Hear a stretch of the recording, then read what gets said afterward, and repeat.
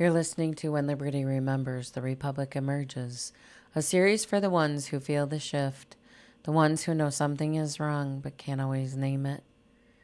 This is where the forgotten architecture of freedom is revealed, one truth, one gate, one awakening at a time. Season 5, Episode 6, The Phoenix and the Ashes. The ego does not dissolve quietly. It does not step aside with grace, offer a polite nod, and walk itself out of your life. The ego dies the way a kingdom falls, loudly, violently, and only after exhausting every strategy to keep its throne.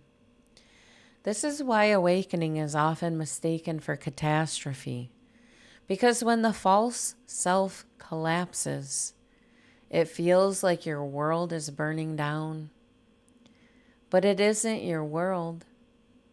It's your prison.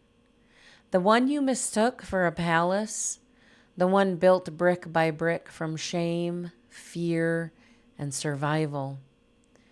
The ancients called this the dark night. The mystics called it ego death. You, Phoenix, call it fire. And all three are the same event, the burning away of everything you are not, so that the truth of what you are can rise unbound. Ashes are not the evidence of ruin. They are the evidence of surrender. When the mask cracks, when the identity built on performance disintegrates, when the internal throne finally collapses under its own weight, what remains is the most sacred stage of all, the ashes, empty, uncertain, quiet, raw. This is the moment the ego cannot follow you into. It has nothing to hold on to. Nothing to manipulate, nothing left to protect or defend. And so for the first time, it becomes possible for the original self, the one born before the fracture, to breathe again. Every phoenix myth is a consciousness map. The fire is the undoing. The ashes are the in-between. The rise is the remembering. In the ashes, the soul is stripped of every illusion. The illusion of control, the illusion of certainty, the illusion of performance, the illusion of identity rooted in fear, the illusion of separation itself. Here, the inner kingdom undergoes its most honest audit. Every false ruler is dethroned. Every false narrative exposed. Every inner tyrant dissolved. This is the true threshold of sovereignty. Not the laws you cite, not the documents you file, not the systems you resist. Sovereignty begins the moment you have nothing left to lose except the self that was never truly yours. Ego death is not a metaphor. It is a constitutional restructuring of the human psyche. It is the breaking apart of the internal empire that kept you governed by fear instead of truth. And this is why the Phoenix archetype belongs in the heart of the Republic. A person who has burned through their false identity cannot be manipulated by systems designed to exploit fear.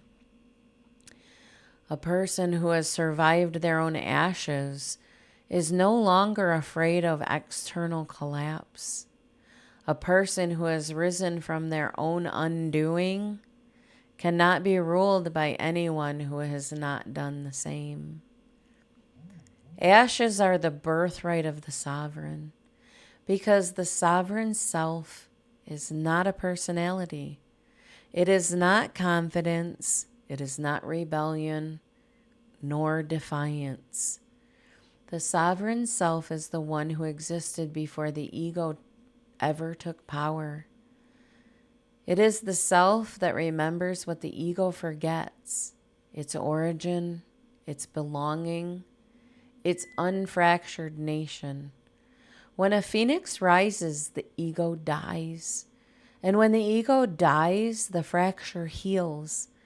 And when the fracture heals, the republic within begins to emerge. This is the inner revolution that makes all outer revolutions possible. This is the fire that cannot be extinguished by fear, control, hierarchy, or empire. This is the spark that rebuilds civilizations from the inside out. And it always begins the same way, with someone willing to burn.